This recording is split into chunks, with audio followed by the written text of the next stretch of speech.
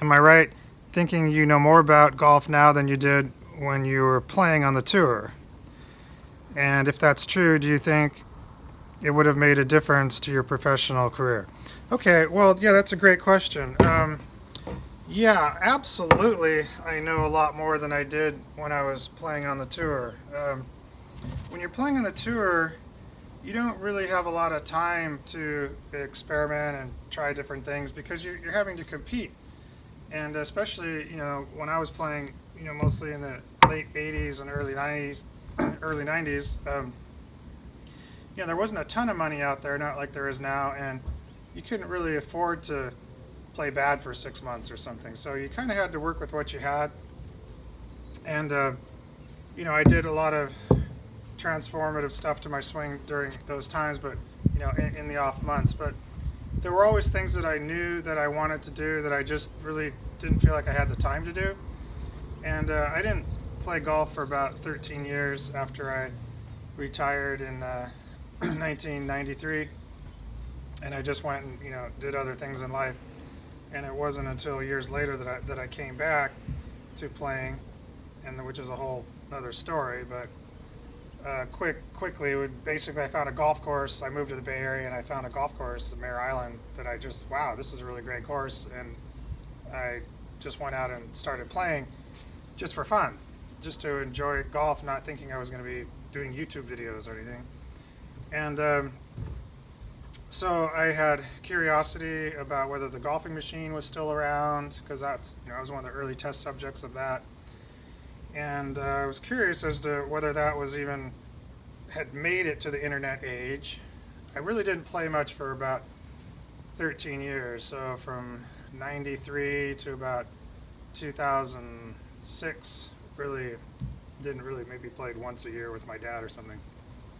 And didn't follow golf either, didn't really watch golf, didn't follow it much. So I didn't really know exactly what was going on in the game. I mean, obviously some huge changes were happening, with the ball and the giant headed drivers and ball going 15% farther and all that stuff. So, but as far as my own journey through it, there were things that I wanted to do when I was playing. Like one was flatten out my lie angles more. I played about 2 degrees flat when I was on tour playing, and I always knew the advantages when I went from standard lie angles, because that's just what you did. When I was a kid, I had standard lie angles, and in junior golf, and then I went to flattened it out like a degree, and then 2 degrees very slowly. And I noticed immediately that I got more accurate with the flatter lie angles. So I thought, well, maybe I should explore going a lot flatter. And I thought, well, now that I'm just playing golf and I'm not on a team and I don't have sponsors and I don't have to impress anybody and I'm not playing any tournaments, I just go ahead and flatten out my club. So I just went ahead and bent them 6 degrees flat because I felt like I could handle that. And in my mind, the best ball strikers that I had seen, guys that I played against, the best strikers had their gear pretty flat usually. The guys that I thought were the most precise hitters, and it was consistent with the experimenting that I had, just dropping it down a little bit.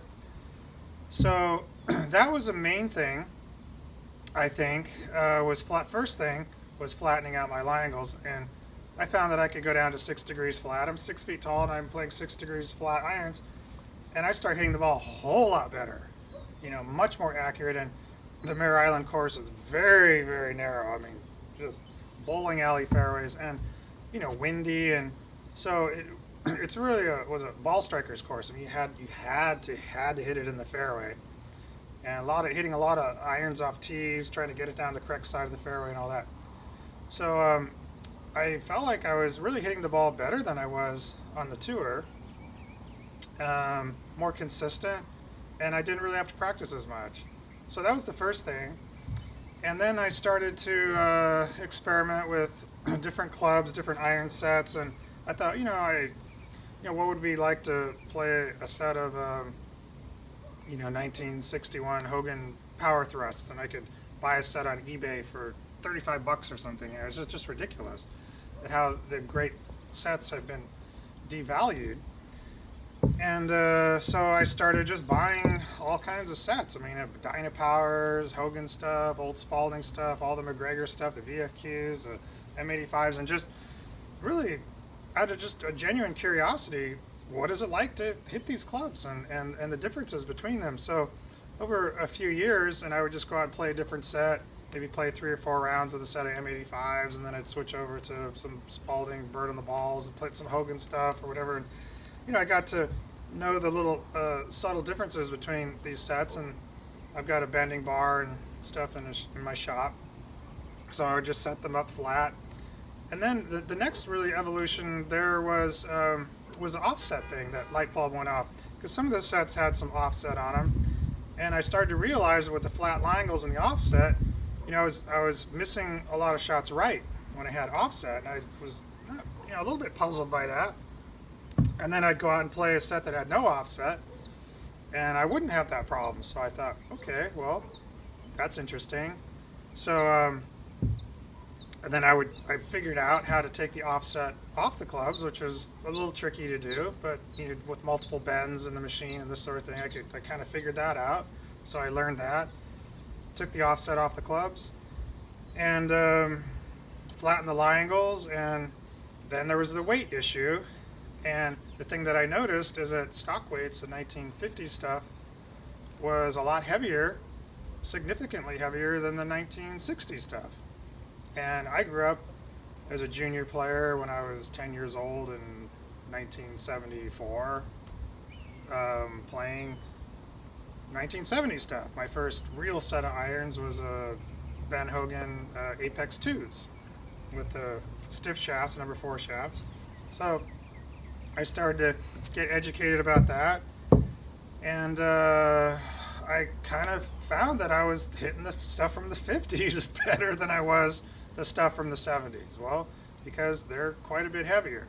Heavier heads then require stiffer shafts, and then I started to realize that these stiffer, heavier shafts actually were giving me more feel coming up the shaft. When the wall of the shaft is thicker, you get more feedback and sensation from the strike. The nice heavy shaft from the 50s, well, I could just like a lightning bolt coming up, as compared with the lightweight shaft. I'm a musician also, and I play guitar and some jazz drums and stuff too, so I kind of could think about that as a guitar player. You can feel the low E string, it's a big string, you really feel that thing as compared with the high E string, it's very thin, and you don't get as much feel and feedback from what's going on from that. So it's the same kind of concept. And then as I started to play the heavier stuff from the 50s, I noticed my distance control was much better. And I started to realize that if I wanted to hit the ball 5 yards farther, I had to make a much greater effort because the club was heavier to get that ball to go 5 yards farther than with a lighter club. A lighter club, things move so fast, and it's very hard to feel the difference in swing speeds and that sort of thing. But when you've got some mass down there, you've got to make a lot greater an effort. You really feel your distances better. So that kind of led me to think, well, okay, who was growing up in those times with the heavier clubs? And you've got the age of Snead and Hogan and Nelson, and then the young players in the 50s that would have been growing up on those clubs: Jack Nicklaus, Arnold Palmer, Gary Player, George Knudson, Mo Norman, these great strikers, maybe even Lee Trevino, coming out of that era of the heavier gear, typically flatter lie angles and less offset than what you'd see on clubs today. So I think from equipment standpoint, I knew certain things when I was playing. I liked the classic blades. I played Max Fly, Pro Specials. When I was on tour, my whole touring career, I played the same iron. Actually, back then, it was almost better to play the same irons and woods all the time, because you get used to it, and the more you get used to it and familiar, just the more comfortable you are. And if you're swapping out clubs all the time, I'm not really sure that's a path to better golf. So I feel like equipment-wise, I learned a tremendous amount. in the years after I played. And then as I really became a better ball striker by doing these things, flattening out, changing my gear, and then doing a little bit of teaching where, like this, someone asked me a question that I'm maybe not prepared for to answer, and I have to think about it. And then I learned something from that too, like I'm having to think about this now. So yes, I would say I know a tremendous amount more now than I did when I was playing. Would that have helped me when I was playing? Absolutely. There's no doubt about it. I would have been a much better ball striker if I had known these things, but there was nobody to teach me these things when I was a teenager or in college. We were kind of left on our own. That's the way it was back then. And a lot of players, a lot of self-taught players then. You had some guys that had a swing coach here and there. I worked with the Golfing Machine and Ben Doyle and Greg McHatton, which are great teachers for that approach. So I was fortunate to have early mentoring like that. But I got to a point to where, I kind of outgrew that a little bit, and I had to, realize that there were other methods out there that were winning tournaments and making all the money, and they weren't really going along with those protocols as much. So, going out on tour and having all those experiences and playing against the best players in the world, to be side by side on the driving range, hitting balls between, two great players, whether it's, Greg Norman, Peter Sr., Nick Faldo, whoever, Colin Montgomery, the different people that I played against, it was really insightful there too. So, yeah, I wish I would have known that stuff. But I would say the biggest thing that I learned as far as what would have helped me was putting, because I don't believe I had good putting technique when I was on tour playing. I was more conventional with what everybody was doing, trying to keep the putter blade square to square, this sort of thing, and rocking this shoulder out and this one and the pelts track and all that stuff, trying to keep the blade square. And I just bought into that because that's kind of what everybody else was doing, and I saw a lot of people putt pretty well like that. But for me, it just didn't really work very well, and I felt like I was giving up probably 2 shots around. I felt like 1 on each 9. If I was playing with a guy that was a good putter, I always think like Kirk Triplett, because I played together a lot on the early days on the Canadian and Australian tour, and I just felt like I was giving up 2 shots around to him. So over the course of the week, that's 8 shots. If I could take 8 shots off every tournament that I played, I would have been somebody everybody would be talking about, because I certainly hit the ball good enough. So the putting I was pretty mediocre to maybe, I'd say in the ball striking I was probably in the 80th percentile. Most people would say, yeah, John Erickson, good ball striker, maybe not best putter. George Knudson obviously was a great ball striker, just a terrible putter. I don't think I was a terrible putter, but, not as good as I needed to be. So, but I figured things out with the putting long after, I was done playing, and basically I was playing with sports writer Al Barkow, and we became good friends, and we played together a lot. And he noticed one day we were playing out at Mare Island, he said, "John, you're such a good chipper. I don't understand why you're such a bad putter." And the light bulb just kind of went off, and I thought, well, what if I putted like I chip? I use the same technique as I do chipping. And that was a huge thing. I just really kind of thought about that a lot, and I basically set up my putter to basically be like a chipping club, and using the same basic techniques. And we teach that in the advanced ball striking now. We have a putting module, and we've had fantastic success with that, because I think it's actually a better method. And it's much more consistent with the great putters. I've drawn from Ben Crenshaw, Isao Aoki, Crenshaw with the putter head really opening a lot, and the shoulders moving very level when he would putt.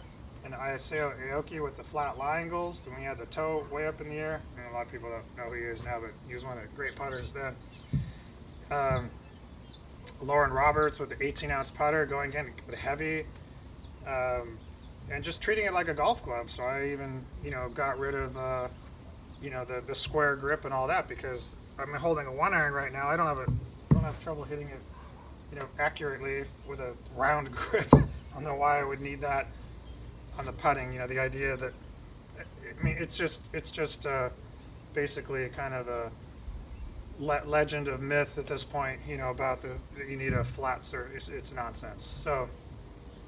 So these kind of things, using a flatter lying gold putter and setting it up, and the weight distribution, and then what we teach with that, and the results have been fantastic. I had so many students come and just say, wow, it's just completely transformed my putting. So just like it did me, and I've tipped it off to a couple of my pro friends that are now using this method too, and winning tournaments around the PGA events and section events and stuff using this method too. So yes, I wish I would have known that too. So yeah, interesting question. A lot to think about, a lot to ramble on about, but that's my answer, and we'll move to the next question. Thanks for asking.